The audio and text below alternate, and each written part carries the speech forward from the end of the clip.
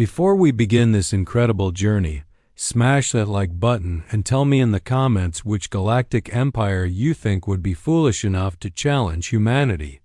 Trust me, you'll be shocked by what happens next. The crystalline spires of the Galactic Council chambers rose like frozen screams against the violet sky of Nexus Prime, their surfaces reflecting the emergency session lights that bathed the assembly in an ominous crimson glow. In the center of the vast amphitheater, High Commander Thexkai of the Zephyrian Empire stood tall, his forearms spread wide in a gesture of supreme authority. Esteemed members of the Galactic Coalition, his voice resonated through the chambers. Acoustics, reaching every one of the 847 species representatives present, we face an unprecedented threat to our established order. The holographic display materialized above him, showing star charts that made several council members shift uncomfortably in their seats. Red markers indicated human colonies, spreading like a virus across what had once been pristine, orderly. Galactic space. The humans, Thexkai continued, his voice dripping with contempt, have expanded beyond all reasonable projections. In merely 50 standard years since first contact, they have established 312 colonies across 89 star systems. Their growth rate exceeds that of any species in recorded galactic history.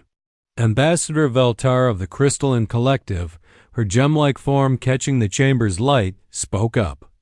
Commander Thexkai, surely you're not suggesting military action against a species we've only recently welcomed into galactic society? A ripple of nervous energy passed through the assembly. The Zephyrian Empire was known for its military might, but open warfare against a new species would violate centuries of diplomatic protocol. Not military action honored Veltar, Thexkai replied, his mandibles clicking in what humans might have recognized as a predatory smile. Something far more elegant. We don't need to destroy the humans. We simply need to break them. The chamber fell silent except for the soft hum of translation matrices, processing his words into 847 different languages. Break them? The question came from Ambassador Kylanth of the Peaceful Federation, her melodious voice carrying a note of concern. What exactly do you mean by that? Thexkai gestured, and the holographic display shifted to show psychological profiles of captured human prisoners. Our intelligence operations have identified a critical weakness in human psychology. Unlike our species, which have evolved beyond such primitive emotional dependencies, humans are severely affected by psychological pressure. They form what they call emotional bonds with their colonies, their leaders, their fellow beings. If we sever these bonds systematically, we can break their expansion without firing a single shot. The display showed detailed analysis charts of human neural patterns, stress responses, and behavioral modifications under pressure. The data was extensive, suggesting the Zephyrians had been studying humans far longer than anyone realized. We propose a systematic campaign, Thexkai continued, his forearms now moving in complex gestures that emphasized each point. Economic isolation to starve their colonies of resources. Diplomatic exclusion to deny them allies. Psychological warfare to demoralize their population. And when they finally break, when their spirit is crushed, they will retreat to their home system and trouble us no more. The silence that followed was profound. What Thexkai was proposing went against everything the Galactic Council claimed to stand for, yet his logic was undeniably compelling to species that had grown comfortable with their established territories and power structures. The human expansion threatens us all, added General Krikstal of the Warrior Caste Alliance, his scarred exoskeleton gleaming under the chamber lights. They claim uninhabited systems, yes, but their growth rate suggests they will soon encroach on established territories. Better to curb this expansion now, while we can do so quietly. Ambassador Veltar's crystalline form dimmed with concern. And if your assessment of human psychology is incorrect? What if they prove more resilient than your data suggests? Thekskai's laugh was a harsh sound that echoed off the chamber walls. Impossible. We have studied them extensively. Humans are emotional creatures, driven by feelings rather than logic. They cannot survive systematic psychological pressure. They will break, Veltar. It's simply a matter of applied pressure. The vote that followed was closer than Thekskai had hoped, but the result was what he needed. 423 species voted in favor of the Human Containment Protocol, 304 voted against, and 120 abstained. The narrow majority was enough. As the session ended and representatives began filing out, Ambassador Kylanth approached Veltar in one of the chamber's side corridors. "This is wrong," Kylanth whispered, her usually melodious voice tight with worry. "Everything I've observed about humans suggests they don't respond to pressure the way Thekskai believes. They seem to grow stronger under adversity." Veltar. Crystalline surface flickered with agreement. "I share your concerns, but we are outnumbered. All we can do now is watch and hope that either Thekskai is right about human psychology, or that he is so wrong that the consequences teach us all a valuable lesson." Neither of them realized just how prophetic those words would prove to be. 3 months after the vote, the first phase of the Human Containment Protocol began with a seemingly minor trade dispute. The Galactic Commerce Authority, under pressure from Zephyrian influence, suddenly discovered irregularities in human shipping manifests. Human cargo vessels found themselves subject to extensive delays at major trading hubs. Captain David Martinez stood on the bridge of the merchant vessel New Horizon, watching helplessly as Zephyrian customs officials conducted their third random inspection of the week. His cargo hold, full of rare earth minerals from the human colony of New Perth, was destined for the manufacturing world of Kepler 442c. But at this rate, the delivery would be 2 weeks late. Captain, his first officer, Lisa Chen, approached. "With a data pad, that's the 10th inspection this month. The Tau Ceti shipping run was supposed to take 6 days. We've been sitting in customs for 4. Martinez nodded grimly. He'd been running cargo between human and alien worlds for 15 years, ever since humanity had achieved faster-than-light travel. He'd seen the gradual shift in attitude toward human merchants over the past few months, but this was beyond normal bureaucratic friction. "It's not just us," he said, studying the reports on his pad. "Every human vessel in this sector is experiencing unusual delays. The Endeavour has been stuck at Proxima Station for a week. The Discovery had her entire cargo manifest rejected over documentation errors that don't exist." Lisa frowned. "You think this is coordinated?" Before Martinez could answer, his communications officer called out from across the bridge. "Captain, we're receiving a message from Admiral Sarah Chun's office. Priority 1. The holographic display activated, revealing the stern face of Admiral Sarah Chun, commander of the Human Colonial Defense Force. Her expression was grim as she addressed what was clearly a fleet-wide broadcast. "To all human vessels in galactic space," she began, "we have confirmed reports of systematic interference with human commerce across 17 sectors. What we initially attributed to bureaucratic inefficiency now appears to be a coordinated effort to disrupt human trade operations." Martinez felt a chill run down his spine. Admiral Chun was not given to conspiracy theories or paranoid speculation.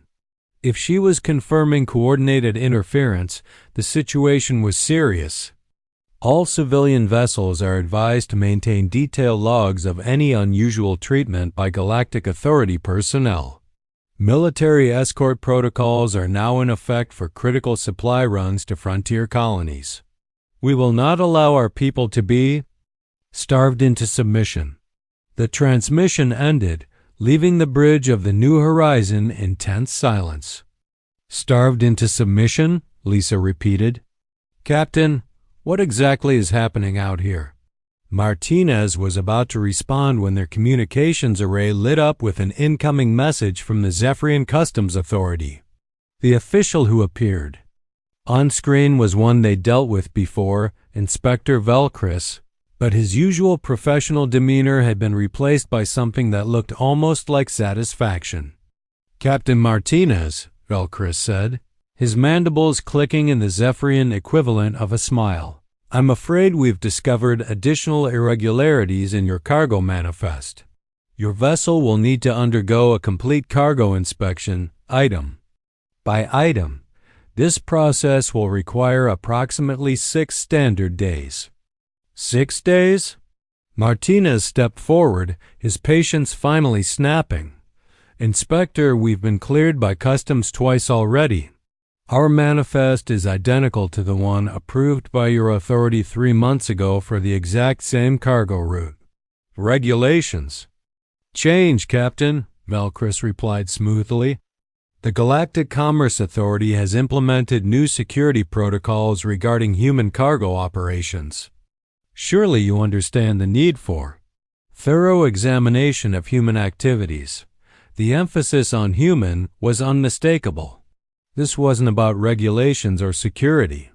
This was targeted harassment, and they weren't even trying to hide it anymore. I want to file a formal protest with the Commerce Authority, Martinez said, fighting to keep his voice level. Of course, Velcris said, his satisfaction becoming more obvious. The protest process typically takes 4 to 6 weeks to process. You're welcome to wait here during the investigation. The communication cut off, leaving Martinez staring at a blank screen. 4 to 6 weeks. By then, the colonies expecting their cargo would be in serious trouble. Captain, Lisa said quietly, I'm picking up similar communications from human vessels across the sector.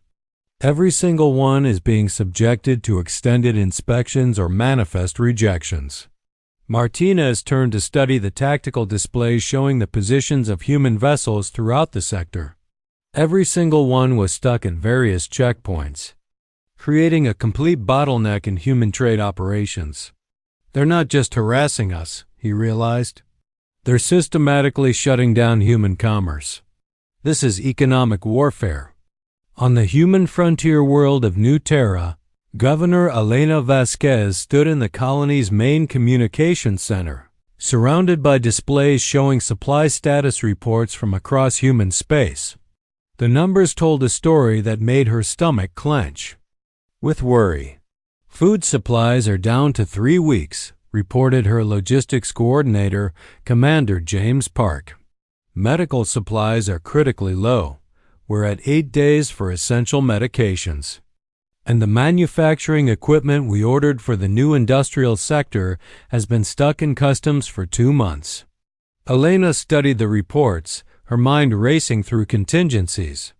New Terra was one of humanity's most successful colonies, with a population of 2.3 million spread across 3 continents. The world was largely self-sufficient for basic needs, but like all frontier colonies, it depended on regular supply runs for advanced technology, specialized medicines, and certain raw materials that weren't available locally.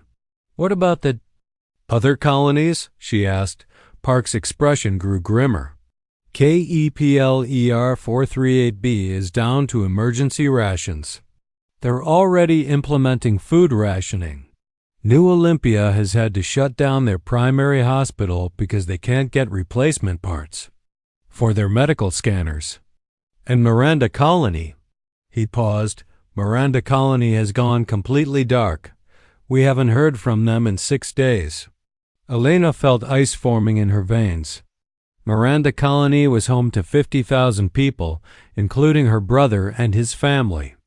A complete communications blackout could mean anything from equipment failure to something far worse. Have we tried reaching them through independent channels? Admiral Chun has dispatched a scout ship, but it'll take another 4 days to reach. Miranda at maximum burn, Park replied. Elena, I have to ask, is this really just trade disputes? Because the pattern suggests that someone is trying to strangle our colonies into submission, Elena finished. I know, and I think I know. Who? She activated the main display, bringing up intelligence reports that had been filtering in from human operatives across galactic space. The pattern was clear once you knew what to look for. The Zephyrian Empire has been moving pieces into position. For months, she explained, highlighting connections between seemingly unrelated events. Trade authority positions filled with Zephyrian allies. New regulations that specifically impact human shipping routes. Communications networks mysteriously experiencing technical difficulties in sectors with heavy human presence. Park studied the data, his expression shifting from concern to anger. They're trying to cut us off completely. Make us dependent on alien goodwill for basic survival. More than that, Elena said, her voice hardening. They're trying to break us. Make us so desperate, so isolated, that we'll abandon our colonies and retreat to Earth. They want to solve the human expansion problem without having to fire a shot. Before Park could respond, an urgent alert chimed through the communications center. Elena activated the incoming message, and Admiral Sarah Chun's face appeared on the main screen. But this wasn't a routine briefing. The Admiral's expression was grave, and Elena could see the bridge of a military vessel behind her. Governor Vasquez, Admiral Chun began without preamble. I'm sending this message on a secure channel because standard communications are being intercepted and jammed. The situation is worse than we initially assessed. Elena felt her heart rate accelerate. How much worse, Admiral? We've lost contact with 7 colonies in the past week. Our investigation of Miranda Colony revealed evidence of systematic sabotage. Their communications array was destroyed by what appears to be alien technology. We're detecting similar energy signatures at other locations where colonies have gone silent. The implications hit Elena like a physical blow. They're not just trying to isolate us. They're actively attacking our settlements. It appears so. But Elena, here's what has me really concerned. We're also detecting signs that human prisoners are being taken. Transport ships with energy signatures consistent with Zephyrian vessels have been spotted, leaving several systems after colonies. Went dark. Elena sank into her chair, the full scope of the conspiracy becoming clear. They're not just trying to break our expansion. They're trying to break us as a people. Take our colonists, study us, find ways to destroy our morale. That's our assessment as well, Admiral Chun confirmed, which is why I'm implementing Protocol 7, effective immediately. All human colonies are to prepare for extended siege conditions. We're pulling back our civilian vessels and establishing secure supply routes protected by military escort. Protocol 7. Elena had hoped never to hear those words. It was humanity's contingency plan for exactly this scenario, systematic. Alien hostility requiring complete military mobilization. Admiral, Elena said, her voice steady despite the turmoil in her mind. My people need to know what we're really facing. Are we at war? Admiral Chun was quiet for a long moment. When she spoke, her words carried the weight of a death sentence. Governor, I believe we have been at war for months. We're just now realizing it. Hey there, space warriors. I can already feel the tension building, and we're just getting started. If you're as fired up as I am about humanity's response to this galactic conspiracy, smash that like button and let me know in the comments which alien species you think made the biggest mistake. Trust me, they're about to learn why you never try to break a human. The detention facility on Kepler 442b had been constructed in secret over the past 6 months. hidden from galactic monitoring systems by sophisticated jamming technology. From orbit, it appeared to be a simple mining operation, extracting rare minerals from the planet's crust.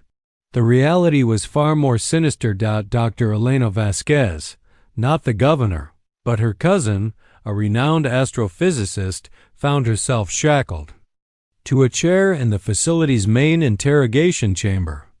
She had been captured 3 weeks ago when her research vessel was intercepted while investigating the mysterious disappearance of the Miranda colony. Now she understood why Miranda had gone silent. The chamber was a study in psychological warfare, designed to break the human spirit through sensory manipulation. The walls were a shifting, nauseating pattern of colors that seemed to move when she wasn't looking directly at them. The temperature fluctuated randomly between uncomfortably hot and bitingly cold. Strange sounds, whispers, screams, laughter echoed from hidden speakers at irregular intervals. But it was the chair that was the most insidious part of the torture. It was designed to prevent sleep while maintaining the illusion that rest was possible. Every time she began to drift off, subtle vibrations would wake her, leaving her in a constant state of exhaustion without ever being allowed the relief of true unconsciousness. The door hissed open, and High Commander Thexkai entered, his arms spread in what she had learned was a gesture of dominance among his species. Behind him came Dr. Cylon, the Zephyrian neuroscientist who had been monitoring her progress for the past week.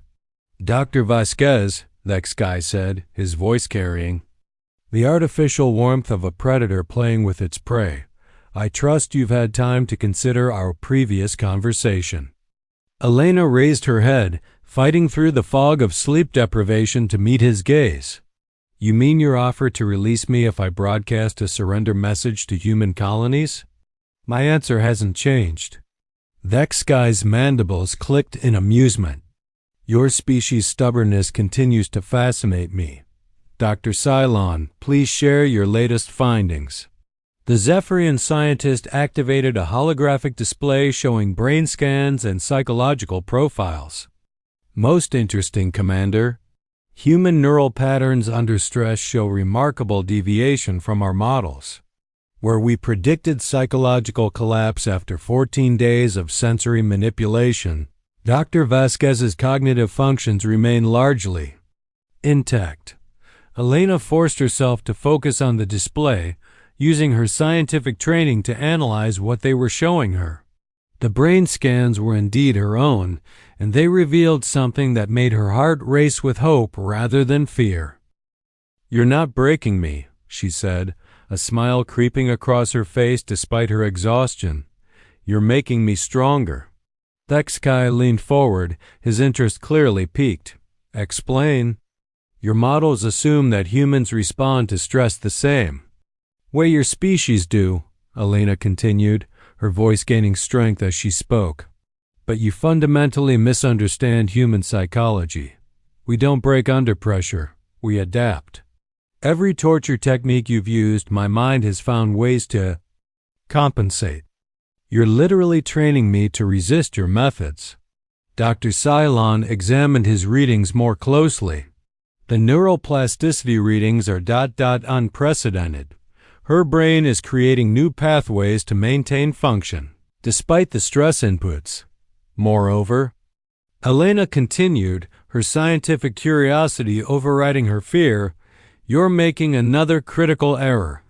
You assume that breaking individual humans will demoralize our species as a whole. But humans don't work that way. Every person you capture, every colony you attack, every act of cruelty you commit only strengthens our resolve. You're not breaking us, you're uniting us." Thexkai's expression shifted from amusement to concern. "You're bluffing. Our intelligence clearly shows that humans are emotionally dependent creatures who cannot function under systematic pressure." Elena laughed, and the sound echoed off the chamber walls with genuine mirth. "Your intelligence is wrong. Humans don't just endure adversity. We thrive on it. Every generation of my species has faced existential threats and emerged stronger. You think you're the first to try to break us? We've been breaking unbreakable things since we figured out how to make fire." The interrogation continued for another hour, but Elena could see that doubt was beginning to creep into Thekskai's certainty. His questions became more desperate, his threats more hollow. When he finally left the chamber, she heard him speaking in urgent tones to Dr. Cylon in the corridor. "The other subjects are showing similar patterns," the scientist was saying. "Resistance is increasing rather than decreasing. Our psychological models may be fundamentally flawed." As their voices faded, Elena allowed herself a moment of genuine satisfaction. She wasn't just surviving their torture, she was learning from it. Every technique they used, every method they employed, she was cataloging and analyzing. When she got out of here, and she would get out, she would be able to help her people prepare for and resist similar attacks. More importantly, she was beginning to understand the real scope of what was happening.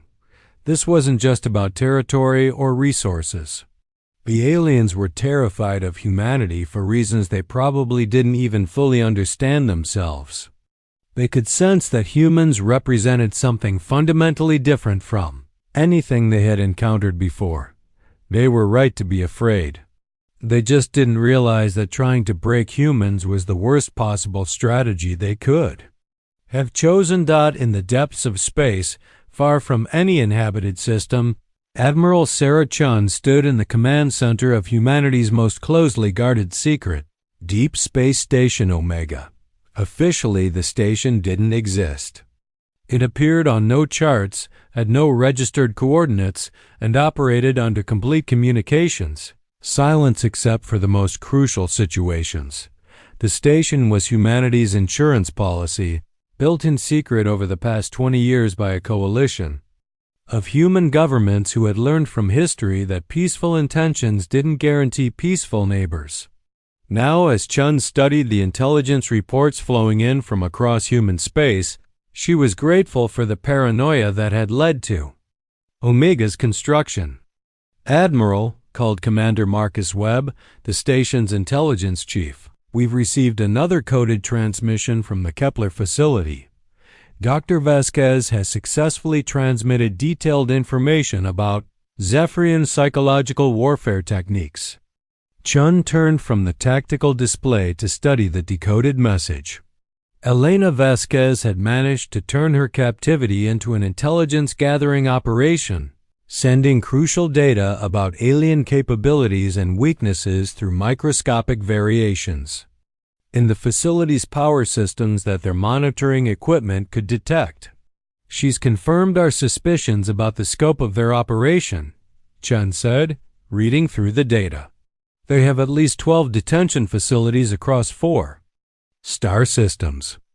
Approximately 2,000 human prisoners, including civilians, military personnel, and government officials. The psychological profiles are particularly interesting," Webb added, highlighting sections of the report. "The Zephyrians' entire strategy is based on flawed assumptions about human nature. They believe that systematic pressure will cause us to collapse and retreat." Chun smiled grimly. "They're about to learn just how wrong they are. Status report on the fleet? All vessels are in position," reported Captain Lisa Rodriguez from the tactical station. "Phase 1 assets have been deployed to 17 star systems. Phase 2 units are standing by for your order. Phase 3. She paused. "Phase 3 is ready, but Admiral, once we initiate that protocol, there's no going back." Chun nodded. Phase 3 was humanity's nuclear option, not in terms of weapons, but in terms of galactic politics. Once they revealed the true extent of human preparation and capability, their relationship with the galactic community would be forever changed. "Before we proceed," Chun said, "I want to make sure everyone understands what we're about to do. For the past 20 years, humanity has been playing the role of the peaceful newcomer, the grateful junior member of galactic civilization, that was always a carefully constructed facade. She activated the main display, showing the true extent of human space operations. The assembled officers gasped as they saw the reality revealed for the first time. While we've been publicly operating 312 colonies in 89 star systems, Chun continued, we've actually established 847 installations across 234 systems. Our merchant fleet of 1,200 vessels is actually a disguised military force with capabilities that exceed anything the Galactic Council suspects. The display shifted to show weapon systems, shield technologies, and engine capabilities that were generations ahead of what humanity had publicly demonstrated. How long have we been preparing for this? Asked Commander Webb, his voice filled with awe. Since first contact, Chun replied. Our xenosociology teams identified the likelihood of territorial conflicts within the first month of diplomatic relations. Every human expansion has been carefully planned not just for resource acquisition, but for strategic depth and defensive capability. She paused, letting the implications sink in. The aliens think they're dealing with a naive species that expanded too quickly and now finds itself overextended and vulnerable. They have no idea that every colony they've attacked, every trade route they've disrupted, every human they've captured has been part of a carefully laid trap. Captain Rodriguez leaned forward. Admiral, are you saying we wanted them to attack? U.S.? Not wanted, Commander, but anticipated. We knew that rapid expansion would eventually trigger a response from established powers. We've been preparing for exactly this scenario since we first left Earth's solar system. Chun activated another display, this one showing real-time positions of alien fleets throughout the galaxy. The data was impossibly detailed, tracking individual vessels with precision that should have been impossible for human sensors. The Zephyrians believe they've been conducting secret operations against us, Chun continued. In reality, we've been monitoring their every move for months. We know the location of every detention facility, every supply depot, every command center. We've identified their fleet positions, communication networks, and battle plans. The scope of the intelligence operation was staggering. Humanity had not only been prepared for alien hostility, they had been actively encouraging it while gathering information that would ensure their eventual victory. Admiral, Webb said quietly, this level of preparation suggests we've been planning for war since before the aliens even decided to attack us. Correct, Chun replied, because we understood something the aliens didn't. Peaceful coexistence requires strength, not weakness. The galaxy respects power, not good intentions. We've spent 20 years building that power while maintaining the facade of vulnerability. She turned to address the entire command center. Today, that facade ends. The aliens think they can break us by systematically destroying our colonies and capturing our people. They're about to learn that every attack they've made has only revealed their own weaknesses while strengthening our position. Chun moved to the Central Command Console. All stations, prepare for Operation Prometheus. We're going to show the galaxy what happens when you try to break humanity. The command center erupted into controlled activity as officers moved to implement plans that had been prepared for years. This wasn't a desperate reaction to alien aggression. It was the culmination of the most sophisticated military strategy in human history. Admiral, Rodriguez called out, I'm receiving confirmations from all Phase 1 units. They're in position and ready to execute. Chun looked out at the stars through the command center's main viewport. Somewhere out there, Dr. Elena Vasquez and thousands of other humans were counting on her to bring them home. The aliens had tried to break humanity's spirit by capturing and torturing their people.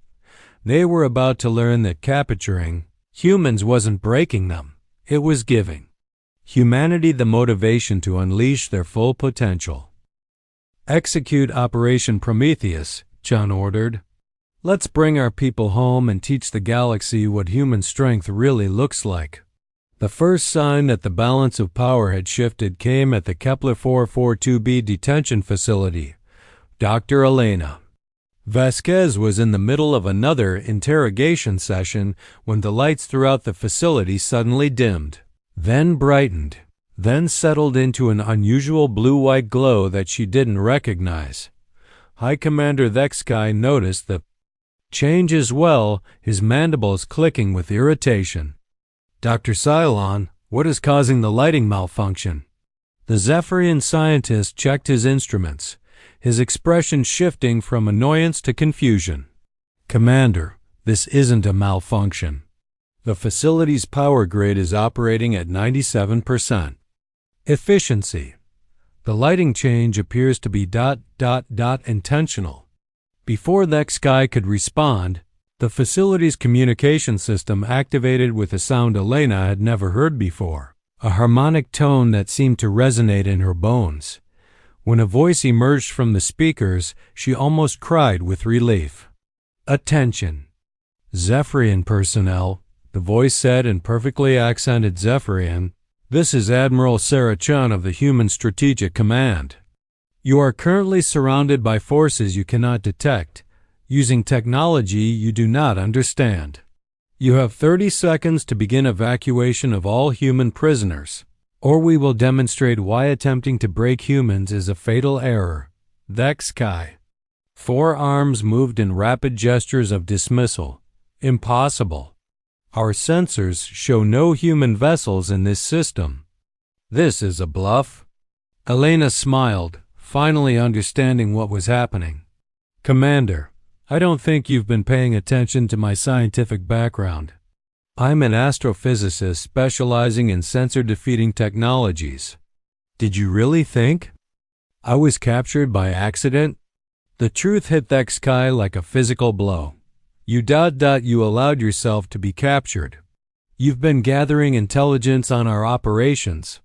Every torture technique, every facility layout, every security protocol. Elena confirmed. And more importantly, I've been serving as a beacon for our rescue operations. That lighting malfunction? That's my extraction team announcing their arrival. Through the facility's viewports, Elena could see the impossible sight of human ships materializing out of apparently empty space. They hadn't been cloaked. They had been operating in a dimension of space that Zephyrian sensors simply couldn't detect. The ships were unlike anything humanity had publicly displayed. Sleek, angular vessels that seemed to bend light around. Them, moving with precision that defied the laws of physics as the Zephyrians understood them. More importantly, there were dozens of them, appearing throughout the system with coordinated timing that spoke of military planning on a scale the aliens had never imagined. 15 seconds. Admiral Chun's voice announced calmly. Thex single quotes Kai activated. His communication system, his voice tight with panic. Admiral Chun, I demand to know how you located this facility. Our jamming technology should have made detection impossible. Elena heard Chun's laugh echo through the speakers, and it was a sound that made her proud to be human. Commander, your jamming technology is based on the assumption that we operate on the same technological level as the rest of the galaxy. That assumption was always incorrect. Through the facility's sensors, Elena could see Zephyrian reinforcement fleets arriving in the system, their ships emerging from faster-than-light travel with weapons already charged. But something was wrong with the tactical picture. The human ships weren't moving to engage the arriving fleets. They were simply waiting. 5 seconds, Chun announced. We have reinforcements. Thexkai declared, clearly desperate to regain some semblance of control. 3 full battle fleets. You are outnumbered 50-1. Commander, Chun's voice carried a note of almost gentle amusement. You're about to learn the difference between being outnumbered and being outmatched. Time's up. What happened next redefined Elena's understanding of human technological capability. The human ships didn't fire weapons in any conventional sense. Instead, they seemed to simply suggest that the Zephyrian reinforcement fleets should stop functioning. One by one, the alien vessels lost power, their engines shutting down, their weapon systems going offline, their life support systems switching to emergency backup mode. It wasn't an attack. It was more like the human ships were politely asking the alien technology to take a break, and the technology was agreeing. How? Thexkai stared at his tactical displays, watching 3 entire battle fleets become helpless in a matter of minutes. How are you doing this? 20 years of preparation, Commander, Chun replied. 20 years of studying your technology, understanding your capabilities, and developing counters that your science can't even detect, much less resist. You wanted to break human expansion by demonstrating our helplessness. Instead, you've forced us to demonstrate why we're not the naive newcomers you thought we were. Elena watched as human boarding craft approached the detention facility. Through the viewports, she could see human soldiers in armor that seemed to shimmer between dimensions, moving with purpose and precision that spoke of extensive training for exactly this scenario. Dr. Vasquez, Admiral Chun's voice spoke directly to her through speakers that had somehow materialized in the interrogation chamber. Excellent work on the intelligence gathering. We'll have you home shortly. Admiral, Elena replied, her voice strong despite weeks of captivity. I have detailed information on 11 other facilities and approximately 2,000 human prisoners. The Zephyrians have been systematically studying human psychology, trying to develop more effective braking techniques. Copy that, Doctor. We're aware of all 12 facilities. Simultaneous extraction operations are currently in progress. No human prisoner will be left behind. Elena turned to look at Thexkai, whose mandibles were clicking rapidly in what she now recognized as a sign of extreme stress among his species. Commander, she said, her voice carrying the authority of someone who had endured everything he could throw at her and emerge stronger, you wanted to study human psychology. Here's your final lesson. You can't break something that becomes stronger under pressure. You can only reveal how weak your own position really was. The facility shuddered as human forces took control of critical systems. Through the corridors, Elena could hear the sounds of Zephyrian personnel surrendering without resistance. The torture facility that had been designed to break human spirits was itself being broken by humans, who had never been as helpless as they appeared as human. Soldiers entered the interrogation chamber to free her. Elena felt a profound sense of satisfaction. The aliens had tried to break humanity by capturing and torturing their people. Instead, they had given humanity the motivation and justification to reveal capabilities that would reshape the balance of power in the galaxy forever. The breaking attempt had failed catastrophically. Now it was humanity's turn to demonstrate what real strength looked like. Across the galaxy, similar scenes were playing out with clockwork precision. The simultaneous liberation of 12 detention facilities wasn't just a rescue operation. It was a demonstration of human, organizational capability that left alien observers reeling. On the command bridge of the UES Indomitable, Admiral Chun watched the tactical displays showing operations across 7 star systems. Each extraction was proceeding flawlessly, despite the variety of alien security measures and defensive positions. Admiral, reported Commander Webb, all facilities have been secured. Prisoner extraction is 89% complete. We're encountering no meaningful resistance. Casualties, Chen asked, minimal. The Zephyrians seem to be surrendering rather than fighting. Their reinforcement fleets are maintaining distance and requesting communication rather than engaging our forces. Chun wasn't surprised. The demonstration of human technological superiority had been designed to minimize bloodshed while maximizing psychological impact. They wanted the aliens to understand that resistance was futile, not because humans were ruthless, but because human capabilities had been so vastly underestimated. "Admiral," called out Lieutenant Rodriguez from the communications station, "we're receiving a priority transmission from the Galactic Council. Emergency session called. They're demanding an immediate explanation for what they're calling unprovoked human aggression against Galactic Coalition forces." Chun smiled grimly. The Council was going to play the victim card, pretending that the systematic imprisonment and torture of human citizens was somehow justified, while human rescue operations were aggression. "Open a channel to the Galactic Council," she ordered. "It's time they learned the truth about what's been happening." The main screen activated, showing the familiar amphitheater of the council chambers. But this time, instead of the usual calm order, the assembly was in chaos.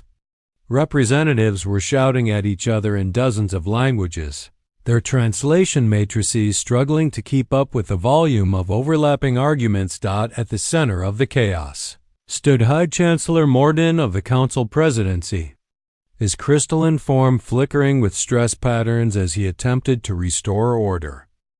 "Admiral Chun," Morden's voice cut through the din as he spotted her transmission. "You will explain immediately why human forces have attacked sovereign coalition facilities and kidnapped lawful prisoners." The chamber fell silent, all 847 species, representatives turning their attention to the human admiral. Chun stood calmly on her bridge, her expression serene despite the accusations being hurled at her. "Chancellor Morden," she replied, her voice carrying easily across the chamber, "I'm curious about your use of the term lawful prisoners. Under which galactic statutes were human civilians captured and subjected to psychological torture?" The silence that followed was profound. Morden's crystalline form dimmed as he realized the trap he'd walked into. "The humans were detained under security protocols," he said, his voice lacking its usual authority. "I see," Chun replied. "Security protocols. Would those be the same protocols that authorized the systematic disruption of human trade routes? The economic blockade designed to starve human colonies? The deliberate isolation of human settlements from galactic communication networks?" She gestured, and data streams began flowing across screens throughout the council chamber. Financial records, communication intercepts, shipping manifests, a complete picture of the conspiracy against humanity laid out in undeniable detail.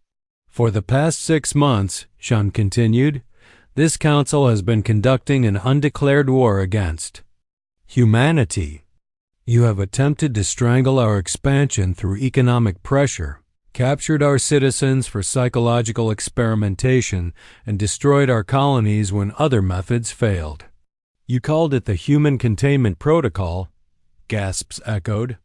Through the chamber as representatives saw evidence of operations many had voted for but whose full scope they had never understood. Ambassador Veltar of the Crystalline Collective rose from her seat, her gem-like form pulsing with shock.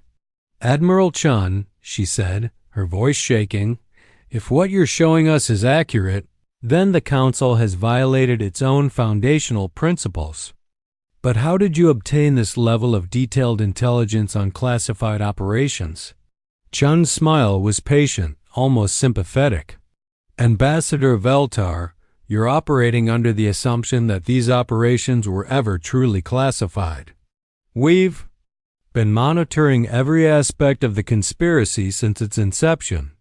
The tactical display behind her activated, showing real-time positions of every ship in the Galactic Coalition fleet. The precision was impossible. Their locations, headings, weapon status, even crew complement numbers scrolled past with perfect accuracy. "You see," Chen continued, "humanity has been preparing for this scenario since our first contact with galactic civilization. We knew that rapid expansion would eventually trigger a response from established powers. What we didn't anticipate was how thoroughly you would underestimate us. High Commander Thexkai, who had been brought to the council chamber under human escort, stood to address the assembly. His forearms were shackled, and his usual commanding presence had been replaced by something that looked almost like shame.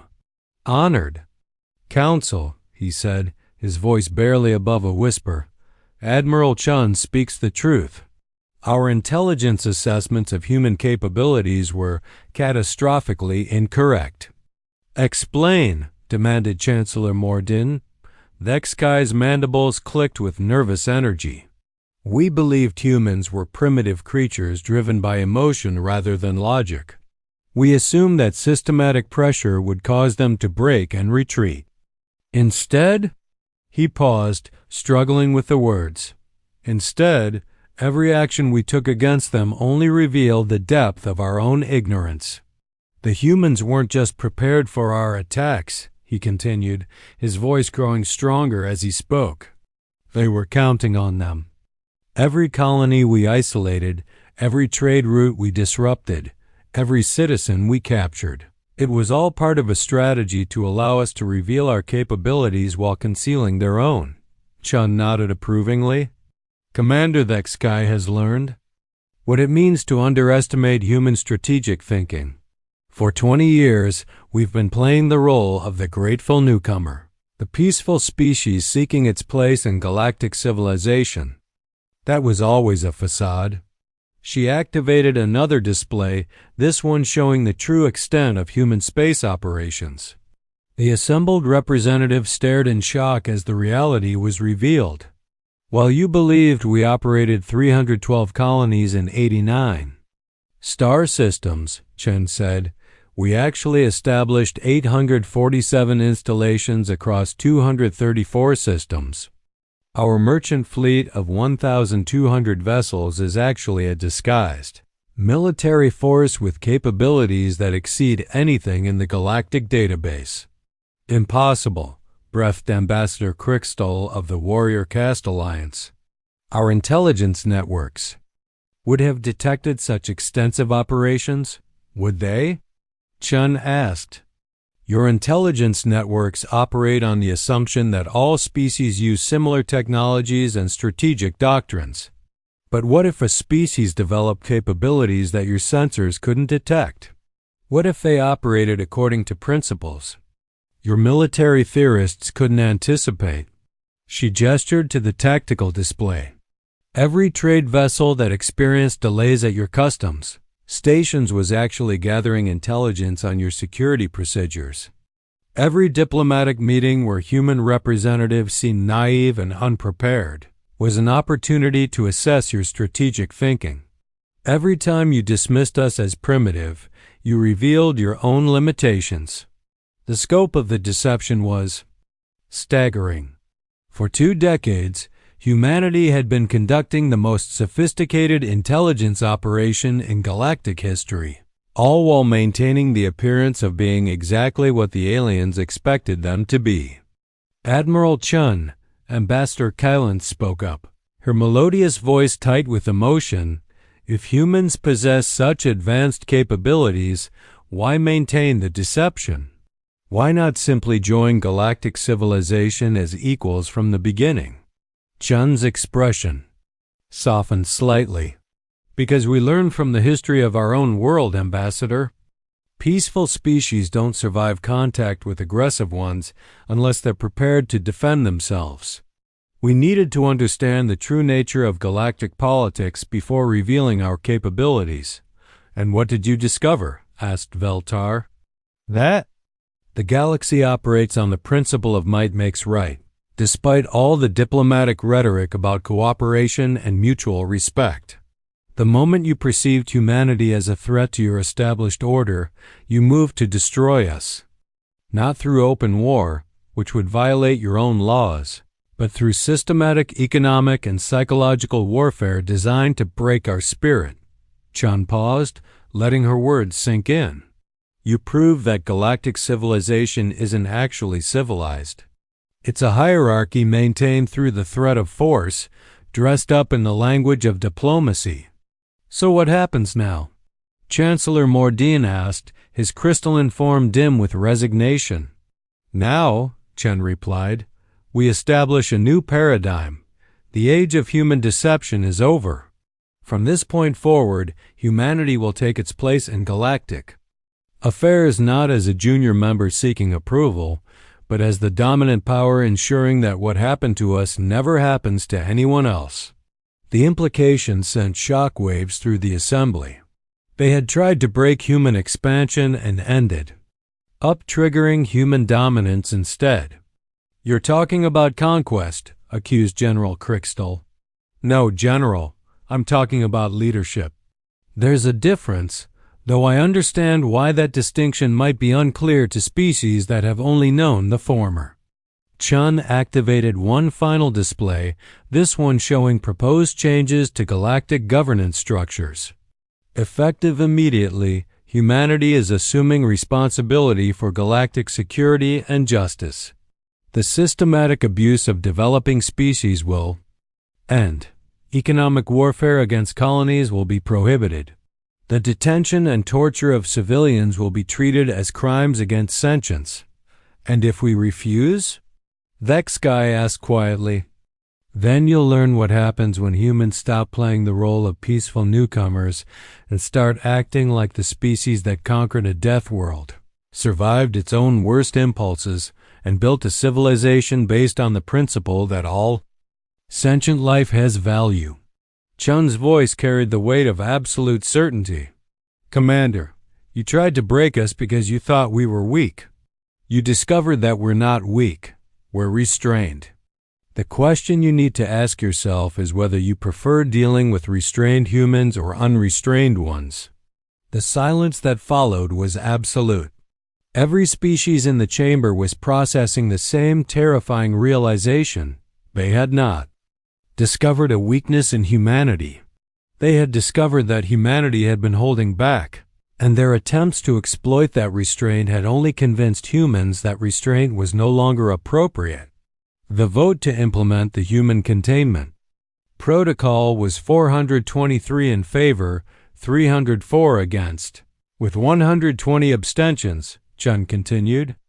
I'm curious to see how those numbers change when we vote on the new galactic security framework under human administration. Chancellor Morden looked around the chamber at representatives who were suddenly finding great interest in their data pads rather than meeting his gaze. All those in favor of the human security framework? He asked, his voice barely audible. The vote was 847-0. Even Nexkai raised his shackled arms in support. Chun nodded with satisfaction. Excellent. I'm sure this new era of cooperation will be much more productive than the previous arrangement. 6 months later, Dr. Elena Vasquez stood in her new office overlooking the rebuilt Galactic Council chambers. Her title, Director of Interspecies Ethics and Prisoner Rights, would have been unthinkable under the old system. Her first official act had been to convert the Kepler 442b detention facility into a memorial and research center dedicated to ensuring that systematic torture would never again be used as a political tool. The changes throughout galactic space had been remarkable. Trade flowed more freely than ever before, but now under human-administered commerce protocols that prevented the kind of economic warfare that had been used against developing species. Diplomatic immunity had been redefined to actually protect diplomatic personnel rather than allow their capture and abuse. Most importantly, the galaxy's military balance had stabilized in a way that made conflict between major powers virtually impossible. The demonstration of human technological superiority had been so complete that no species seriously considered challenging the new order. A chime at her door interrupted her thoughts. "Come in," she called. Admiral Sarah Chun entered, looking remarkably relaxed for someone who now bore responsibility for maintaining peace among 847 species across the galaxy. "How are you settling into the new position?" Chun asked, taking a seat across from Elena's desk. It's surreal, Elena admitted. 6 months ago, I was strapped to a torture device designed to break my spirit. Now I'm writing the protocols that will prevent anyone else from experiencing the same thing. Any regrets about allowing yourself to be captured? Elena considered the question seriously. No. What we learned from those weeks of imprisonment was crucial to understanding how our enemies thought, and more importantly, how they didn't think. The intelligence we gathered made the liberation operations possible. And personally, are you recovering from what they put you through? Elena smiled, and it was an expression of genuine contentment. Admiral, I think that's the most remarkable thing about this whole experience. They tried to break me, and instead they taught me how unbreakable I really was. Every technique they used, every method they employed, just proved that human resilience is beyond their comprehension. Chun nodded. That seems to be the consistent pattern. Every species that's tried to subjugate or eliminate humanity has ended up strengthening us instead. We survive by adapting, and we adapt by learning from our challenges.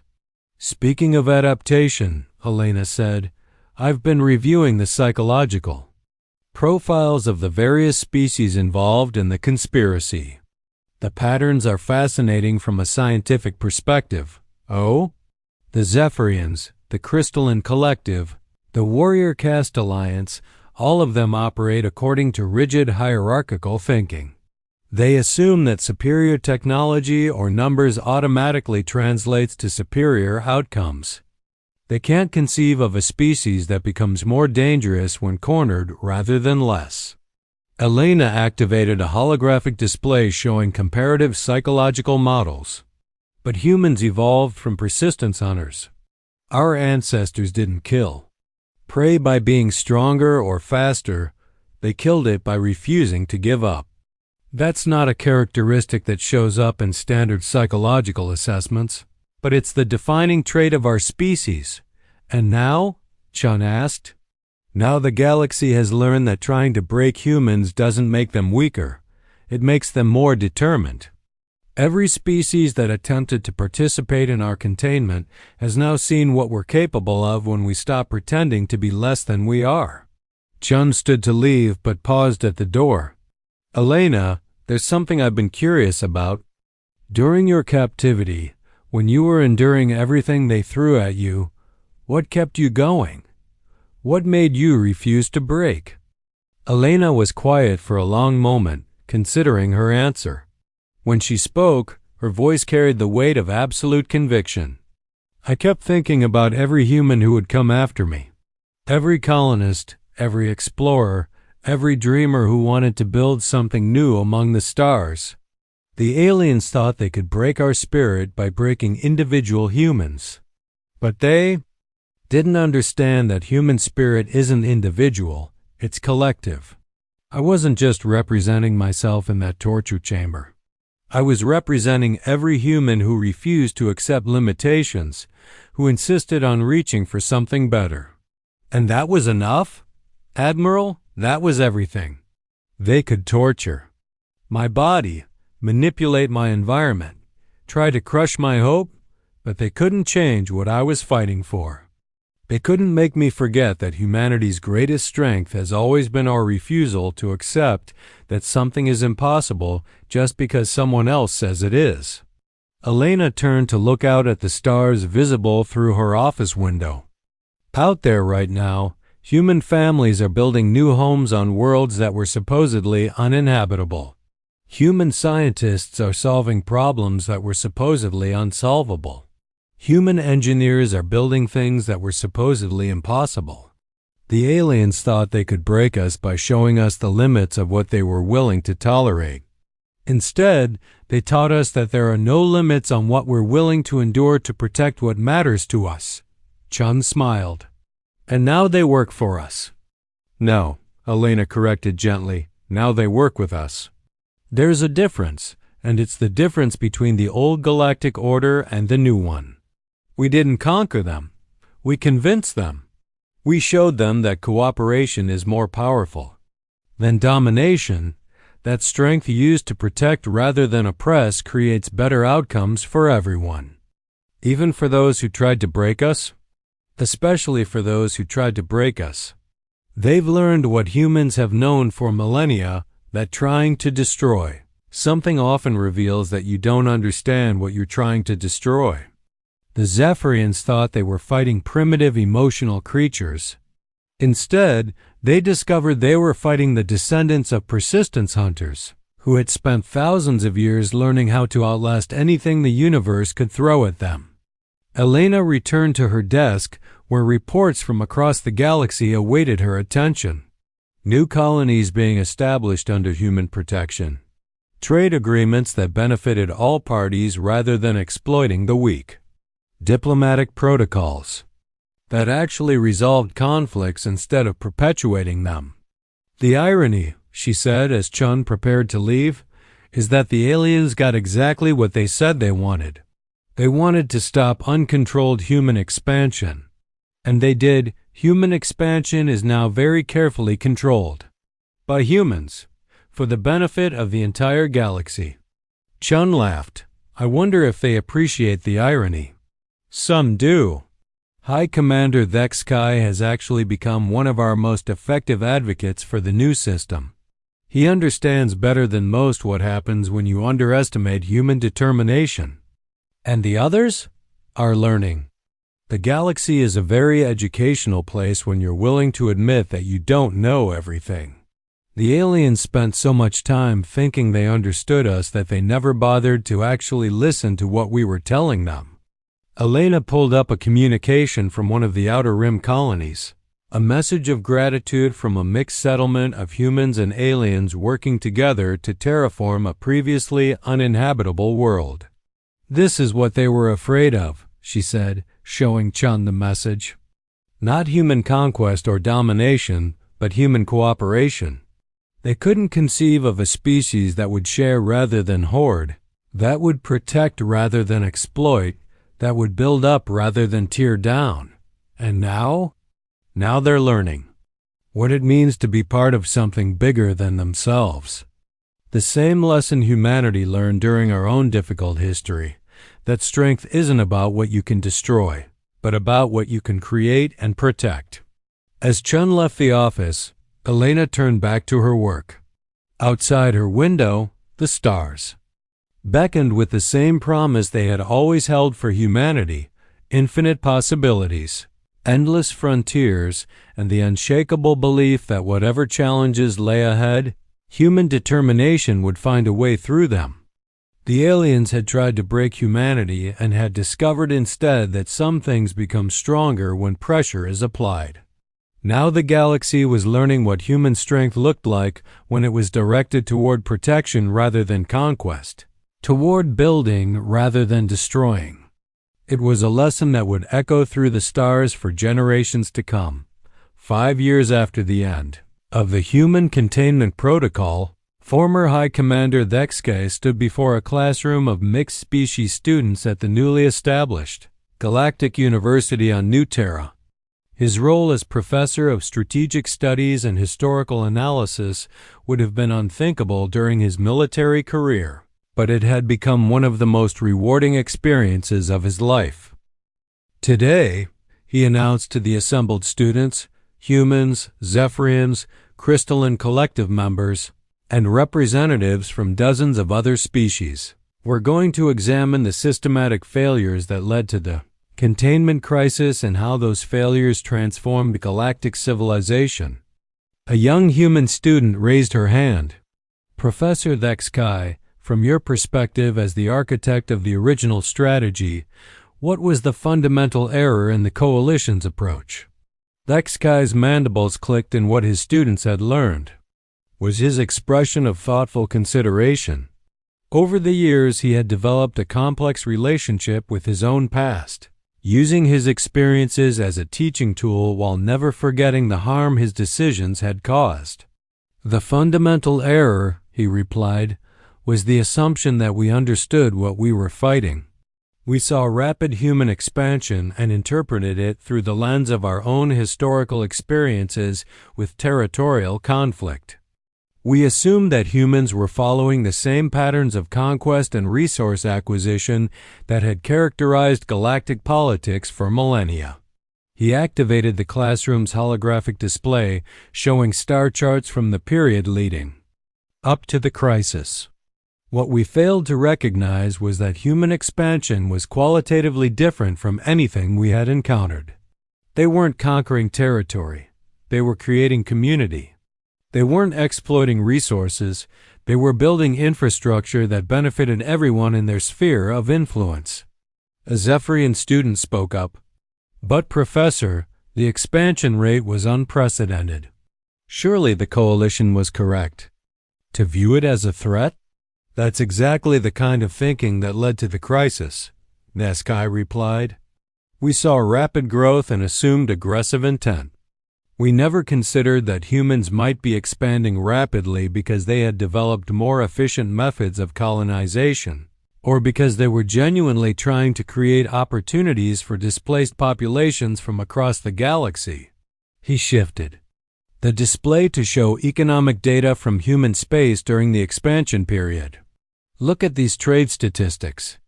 Human colonies weren't just extracting resources and shipping them back to Earth.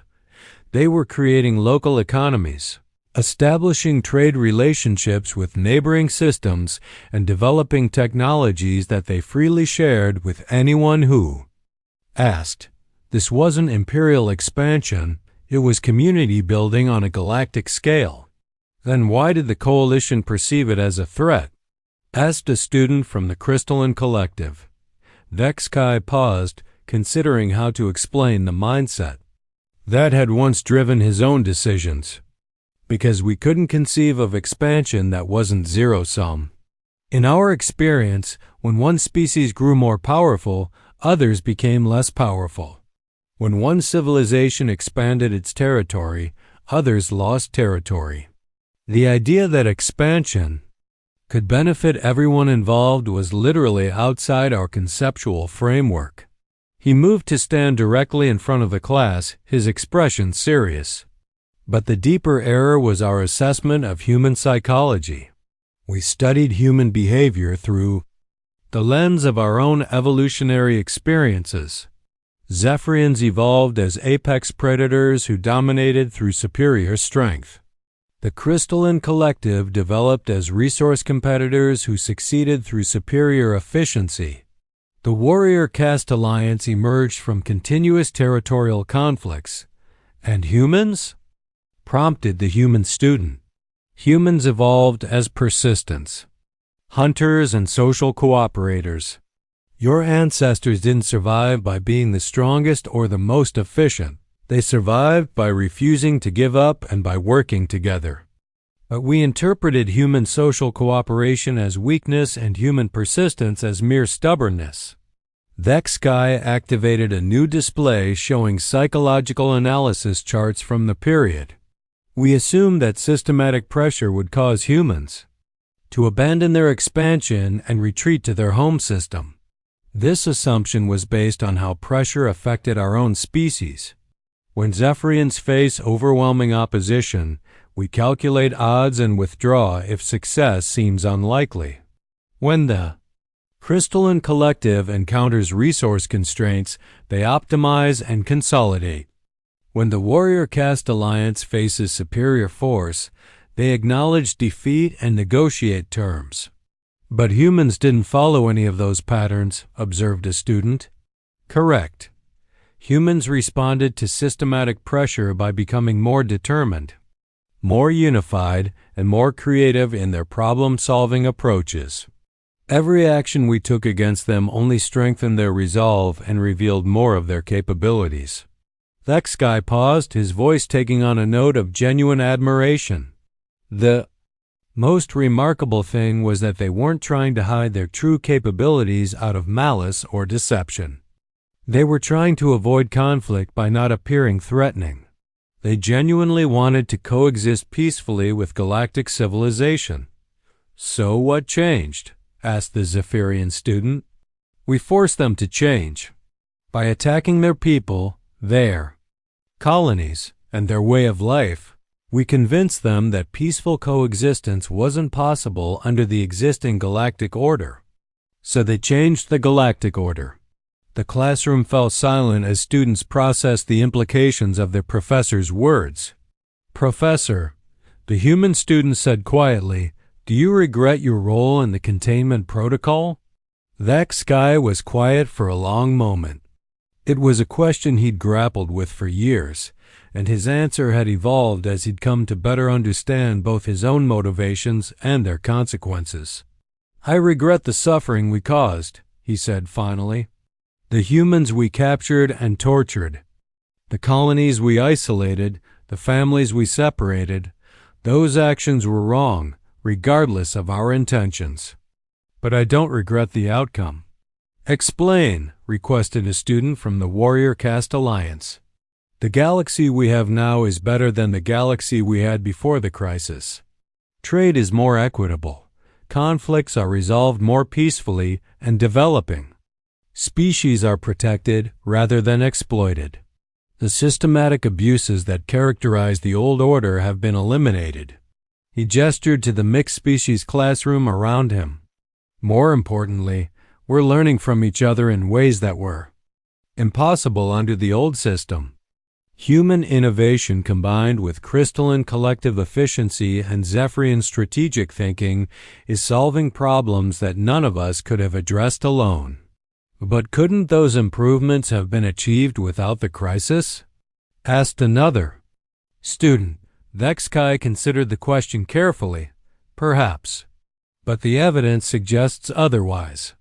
The old galactic order was stable precisely because it served the interests of established powers. Those powers, including my own people, had no incentive to change a system that benefited them. It took a crisis to reveal that the system was fundamentally unjust and unsustainable.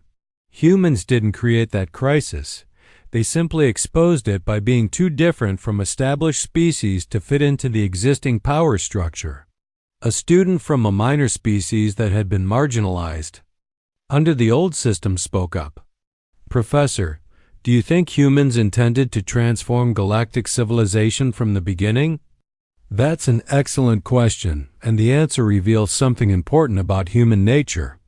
The evidence suggests that humans were genuinely trying to integrate peacefully into the existing order. They modified their expansion patterns in response to diplomatic pressure. They accepted unfavorable trade agreements to maintain good relationships, and they consistently chose cooperation over confrontation. Vexkai activated a final display showing human diplomatic communications from the period before the crisis. But humans also had contingency plans for virtually every possible scenario, including systematic hostility from galactic powers. Hoped for peaceful integration, but they prepared for conflict. When we forced them to choose between abandoning their principles and defending them, they chose to defend them. And the rest, as they say, is history," concluded the human student. "No," Vexkai corrected gently. "The rest is the future. What we've learned from the containment crisis isn't just historical knowledge. It's a guide for how to build a better galactic civilization going forward." As the class session ended and students began filing out, the Zephyrian student approached Vexkai's desk. "Professor," she said, "I've been wondering about something. Given what you know now about human nature and capabilities, is there anything the Coalition could have done differently to prevent the crisis?" Vexkai considered the question seriously. It was one he'd asked himself many times over the years. "Yes," he said finally. "We could have listened. Humans were telling us from the beginning that they wanted to be partners, not competitors. They were offering to share their technologies, their innovations, their methods of peaceful colonization. But we interpreted their offers through the lens of our own assumptions about how power works. We assumed that offers of cooperation were signs of weakness, that technological sharing was strategic naivety, that rapid expansion must be aggressive in intent. If we had simply taken humans at their word, if we had tried to understand their perspective, rather than imposing our own interpretations on their actions, the crisis could have been avoided entirely. And we would have had a better galaxy much sooner, the student observed. Exactly. The tragedy of the containment crisis isn't just the suffering it caused, but the decades of potential cooperation that were lost because we were too proud to admit that we might not understand everything about the universe. As his student left, Vexkai remained at his desk, looking out at the thriving city of New Terra visible through the classroom windows. Humans and aliens worked side by side, building something unprecedented in galactic history, a truly cooperative, multi-species civilization. The aliens had tried to break humanity and had ended up breaking their own preconceptions instead. In trying to force humans to fit into the existing galactic order, they had discovered that the order itself was the problem. Now, 5 years later, the galaxy was learning what was possible when different species worked together rather than against each other. It was a lesson that had cost thousands of lives and nearly triggered a galactic war to learn. But it was a lesson that would ensure such a crisis never happened again. Hey there, incredible humans. What an absolutely epic journey we've just completed together. From the aliens' catastrophic attempt to break humanity to our species, rising to control the galaxy through sheer determination and strategic brilliance, this story proves that trying to crush human spirit is the fastest way to discover just how uncrushable we really are. I want to know, which moment in this saga gave you the biggest chills? Was it when Dr. Vasquez turned her torture into intelligence gathering? When Admiral Chun revealed the true scope of human preparation? Or when the former enemy became a teacher spreading the lesson of human resilience? Drop your thoughts in the comments below and absolutely smash that like button if you believe that humanity's greatest strength isn't our technology or our weapons, but our refusal to stay broken when the universe tries to break us. The galaxy. Learn the hard way that humans don't just survive adversity, we transform it into opportunity. We don't just endure pressure, we use it to forge ourselves into something stronger. And most importantly, we don't just defend ourselves, we build something better for everyone. I've got another mind-blowing story coming up that explores what happens when the galaxy's most advanced AI encounters human creativity for the first time. Trust me, the results will redefine what it means to be alive in the universe. Click the card here for the next incredible adventure. Or check out the full playlist if you want to see just how many times the universe has underestimated humanity and regretted it. Until next time, remember, they thought they could break us, but all they did was teach us that we can't be broken. Now we control the galaxy, not through conquest, but through the simple revolutionary idea that cooperation is stronger than domination. See you among the stars, fellow unbreakables.